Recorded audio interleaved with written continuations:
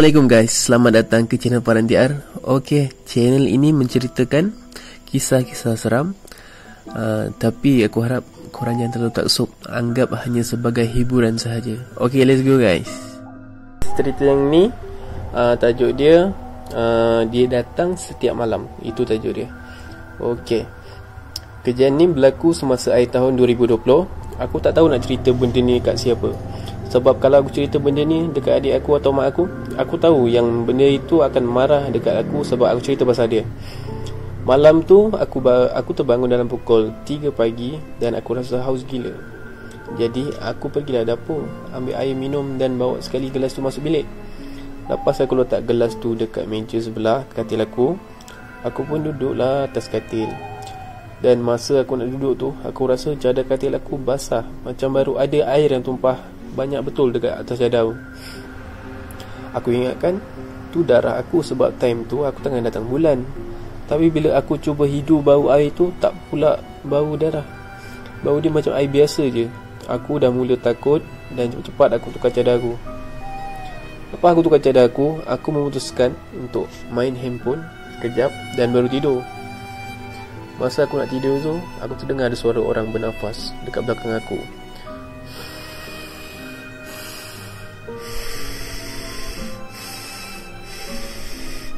Dia menghembus nafas dia kat leher aku banyak kali. Apa yang patut dan apa yang aku ingat. Benda tu hilang dan tak sampai 10 minit benda tu datang balik. Tapi kali ni benda tu bukan muncul kat belakang, tapi dia muncul dari bawah. Kenapa aku cakap dari bawah? Dan macam mana aku boleh pasti yang benda tu muncul dari bawah? Sebab aku rasa sejuk gila dekat kaki aku. Dan aku boleh rasa yang benda tu pegang telapak kaki aku. Aku tak nak jadi apa-apa dan aku terus limutkan diri aku baca ayat kursi. Bismillahirrahmanirrahim. Allahu la ilaha illa huwal hayyul qayyum. Dan aku baca surah yang aku hafal banyak kali supaya benda tu hilang, tak datang balik dekat aku. Aku tidur semasa aku tengah membaca tu dan aku terbangun dalam 6.30 macam tu, terus mandi.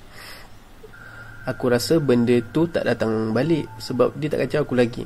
Tapi bila dah masuk tahun 2021, aku rasa dah tak ada apa-apa. Tiba-tiba satu malam aku kena kacau lagi. Masa tu tengah hujan, tapi hujan tak dapat sangat. Masa tu aku tengah main handphone dan aku baru saja menonton podcast cerita seram. Sebab aku baru dengar cerita hantu kot. Sebab tu aku rasa macam ada yang nak kena kan, nak dijadikan cerita. Masa tu aku rasa benda tu tengah mengamuk kot. Sebab aku terdengar ada benda jatuh dari atas. Bam! Macam tu kan. Dan aku duduk rumah flat dan aku cakap dalam hati, takkan je anak atas ni buang benda yang sepatutnya melalui tingkap. Tiba-tiba ada benda yang menghempas tingkap bilik aku. Macam benda tu tak masuk dalam, tapi aku hiraukan je. Bila dah sampai waktu aku tidur, mungkin masa tu dalam pukul 10 lebih macam tu kan malam, aku dengar macam ada bunyi ketukan dari luar tingkap aku. Tapi bunyi ketukan tu bukan bunyi orang ketuk pakai tangan, tapi pakai kuku. Korang bayangkan, seram-seram. Kalau rumah aku ni ada kat tingkat bawah, memang aku percaya ada orang ketuk. Tapi rumah aku ni tingkat 2 kot, mana ada orang yang sampai nak ketuk tingkat bilik kan. Jadi benda tu datang setiap malam dengan cara mengetuk tingkat bilik aku menggunakan kuku. Dan sampai sekarang aku tak tahu apa benda dia tu nak dengan aku. Kau ada buat salah ke dekat dia sampai setiap malam nak datang kan? Wallahualam. Aku pun tak tahu benda tu nak apa. Dan aku nak benda ni cepat berakhir. Dan cerita aku cukup sampai di sini saja. Okay guys, itu dia cerita dia. Ini dari pengirim kita. Nama dia, sekejap nama dia siapa ni? Nama dia tak letak. Aku nak cerita masa aku sekolah rendah dulu. Sebenarnya sekolah aku ni agak pendalaman lah juga. Sebab kalau yang tak pernah pergi memang tak akan tahu sekolah aku ni. Yang aku dengar dulu tapak sekolah aku ni hutan. Lepas tu masa nak bina sekolah aku ni banyaklah juga dugaannya dan pernah terbengkalai 6 bulan. Lepas tu masa tahun 1963 barulah siap. So masa aku sekolah kat situ, tak payah cakap lah apa benda aku tak nampak. Semua benda aku nampak masa dalam kelas lah, kat dalam tandas lah, kat kantin lah. Cerita yang aku nak cerita ni berlaku masa aku darjah 6. Biasanya kalau tahun periksa periksa mesti cikgu buat kelas tambahan kan. Tak cukup kelas tambahan Jumaat, Sabtu pula kelas malam. Kelas malam masa tu tak diwajibkan pun, hanya untuk yang nak join je. Aku ni dulu kira top student lah juga. First aku minta dengan ayahku, aku nak join kelas malam. Ayah aku memang tak bagi lah. Yelah, pergi sekolah siang-siang pun dah nampak macam-macam, malam tak lagi kan. So dah nampak aku ni try hard sangat nak join kelas malam tu. Dia pun izinkan lah, tapi pergi duduk belajar dalam kelas je, tempat lain tak boleh jejak. Nak tak nak aku pun pasrah lah, walaupun aku ni kaki tandas. First week ni okey lagi. Second week tu cikgu sign kita orang merancang nak eksperimen. Kalau nak buat eksperimen memang sah-sah kena buat dekat Makmal. Makmal tu terletak dekat bangunan yang baru, siap. Kira baru lagi lah, sebab masa tahun tu sekolah aku ni tengah modified. Tepi bangunan tu Semak Samun dan Makmal saya terletak dekat tingkat 3. Bangunan tu ada 4 tingkat. Semuanya cuma dekat tingkat 4 tu tak decide nak buat apa lagi. Cuma ada bilik muzik, 3 kelas 1 tandas. Ketiga-tiga kelas tu memang tak guna lagi, sebab masa tu kerusi dengan meja belum sampai lagi. Jadi kosong lah.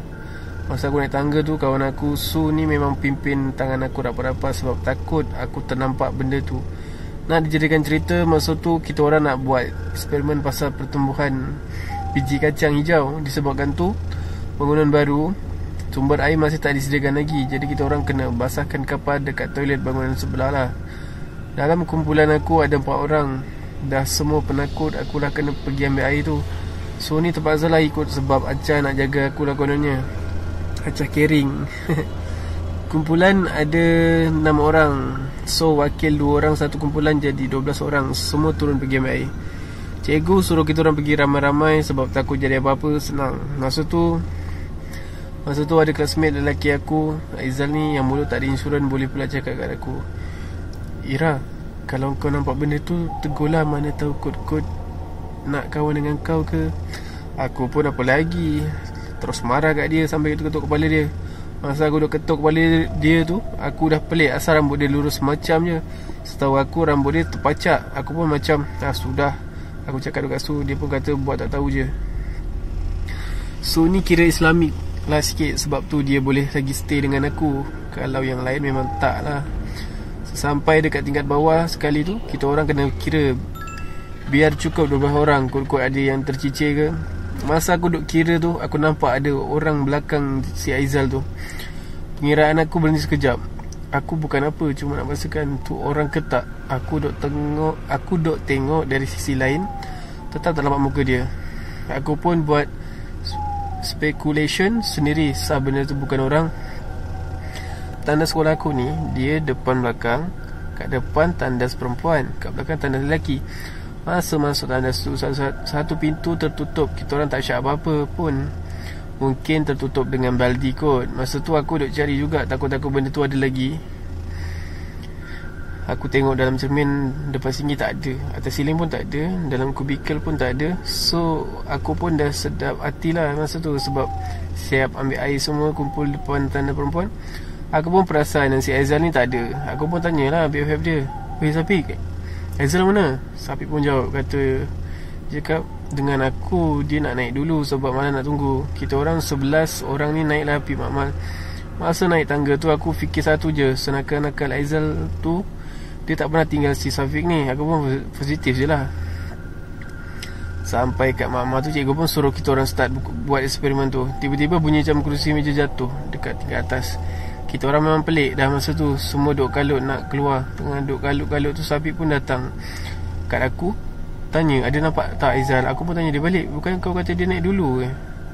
Masa tu cikgu sign aku ni tiba-tiba marah kat seseorang, Aizal, masuklah, kau buat apa kat situ?" Aku pun automatik tengok dekat pintu, tapi aku nampak tu bukan Aizal. Pakaian serba putih, rambut panjang, kusut masai. Tengah aku terpaku kat situ, cikgu aku sekali lagi cakap, "Masuklah cepat, orang dah nak start ni." Aku pun sudah, cikgu tak sebut nama siapa-siapa, benda tu mesti ingat cikgu ajak dia.